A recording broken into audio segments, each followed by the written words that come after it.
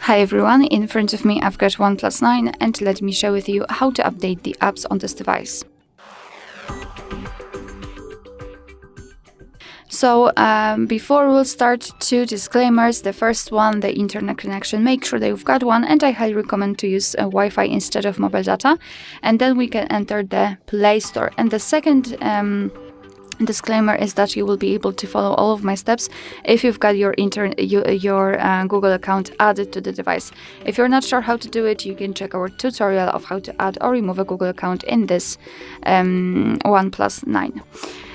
So all we have to do right now is to tap on this circle in the right upper corner, which is your account, and tap on Manage Apps and Device.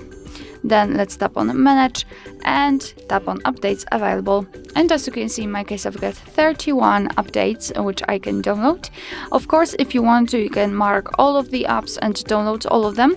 If not, you can just choose specific options, like in my case, for example, Google Chrome. I will choose also the calendar and maybe messages. So just mark the options and then tap on this update icon in the right upper corner.